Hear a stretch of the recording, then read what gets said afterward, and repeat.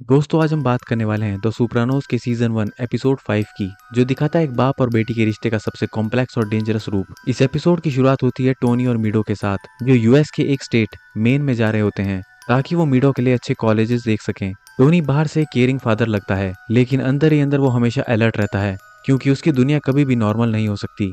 सबसे पहले दोनों बेट्स कॉलेज में पहुंचते हैं। यहाँ मीडो थोड़ा मजाक करती है और कॉलेज के सेक्सुअल एटमॉस्फेयर पर जोक मारती है।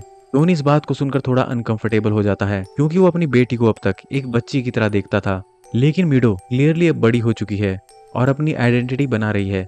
फिर दोनों बेट्स कॉलेज से कॉल्बी कॉलेज के लिए निकलते हैं। रास्ते में अचानक मीडो एक सीधा सवाल टोनी से पूछती है कि क्या टोनी माफिया के लिए काम करता है। ये सवाल टोनी को अंदर से हिला देता है। उसका पहला इंस्टिक्ट होता है सब कुछ डिनाई करना। वो तुरंत कहता है कि वो ऐसा कुछ नहीं करता, लेकिन मीडो को यकीन नहीं होता। उसके चेहरे पर साफ दिख रहा है कि उसे टोनी की असलियत पता लग चुकी है। टोनी कुछ देर चुप रहता है, फिर धीरे धीरे वो एडमिट करता है कि उसकी इनकम का कुछ हिस्सा इलीगल गैम्बलिंग और शैडी एक्टिविटीज से आता है। ये मूवमेंट काफी इंपॉर्टेंट होता है क्योंकि टोनी पहली बार अपनी बेटी के सामने थोड़ा खुलता है। इससे मीडो को भी हिम्मत मिलती है। वो कन्फेस करती है कि उसने अपने एग्जाम के लिए थोड़ी सी ड्रग्स ली थी। टोनी ये बात सुनकर तुरंत गुस्सा हो जाता है। उसका रिएक्शन बहुत हार्श होता है। वो मीडो से पूछता है कि उसे ड्रग्स कहाँ से मिली, लेकिन मीडो टोनी को क्रिस्टोफर के बारे में कुछ नहीं बताती कि क्रिस्टोफर ने ही उसे ये ड्रग्स दी थी। अब मीडो भी थोड़ा हर्ट होती है। वो कहती है कि उसे टोनी से इतना वायलेंट रिएक्शन देने की उम्मीद नहीं थी। टोनी उसे समझाता है कि असली दुनिया ऐसी ही है। फिर मीडो कहती है कि उसने सोचा था कि अगर टोनी अपने माफिया कनेक्शन के बारे में थोड़ा हॉनेस्ट हो सकता है तो वो भी अपनी ड्रग्स लेने की गलती स्वीकार कर सकती है।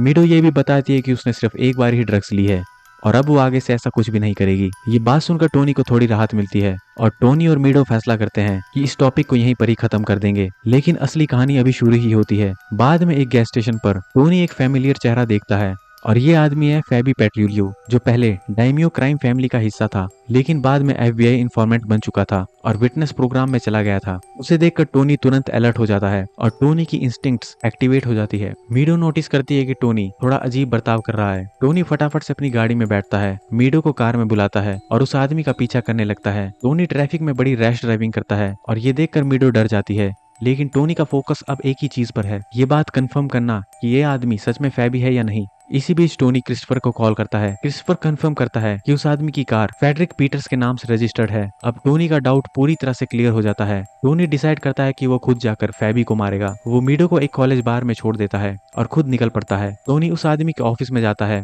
वहाँ उसे रोनाल्ड रीगेन का बस्ट दिखता है, जो फेबी पहले जेल में बनाता था। अब टोनी पूरी तरह से श्योर हो जाता है कि यही फेबी है, लेकिन टोनी को ये पता नहीं चलता कि फेबी भी उसे नोटिस कर चुका है। फेबी गन लेकर टोनी और मीडो का पीछा करता है। फेबी उस मोटेल तक पहुंच जाता है जहां टोनी और मीडो रुके हुए थे, लेकिन उस मोटेल पर दो बुजुर्ग कपल भी मौजूद थे, जिसकी वजह से फेबी उन पर अटैक नहीं कर पाता। अगली सुबह टोनी मीडो को कॉल्बी कॉलेज में इंटरव्यू के लिए छोड़ देता है और खुद फेबी को मारने के लिए निकल पड़ता है। टोनी उसे उसके वर्क प्लेस पर घेर लेता है। फेबी अपनी जान की भीख मांगता है।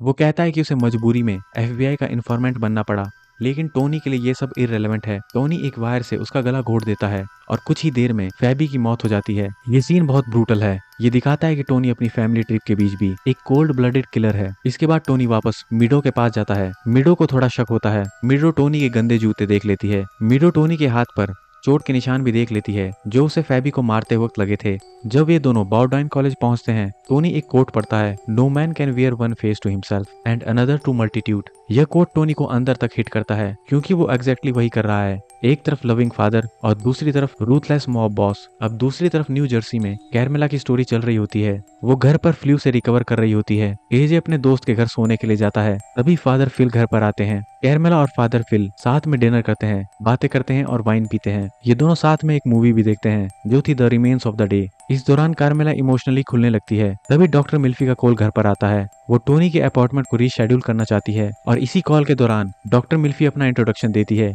कि वो टोनी की साइकेट्रिस्ट है। कैरमेला को ये बात पता नहीं थी कि टोनी की साइकेट्रिस्ट एक फीमेल है और ये बात सुनकर वो अंदर से डिस्टर्ब हो जाती है।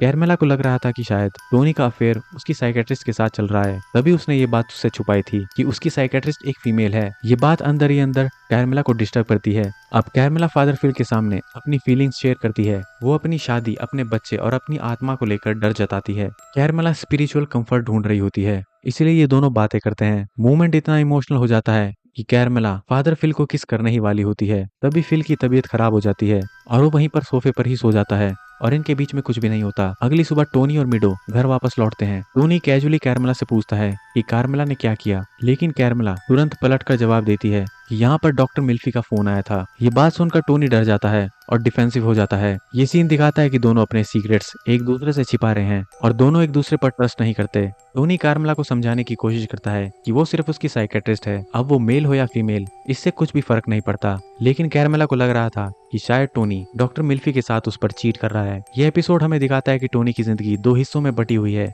एक तरफ फैमिली और दूसरी तरफ क्राइम, और दोनों का बैलेंस करना उसके लिए दिन ब दिन मुश्किल होता जा रहा है। अब आगे की कहानी हम देखेंगे एपिसोड 6 में।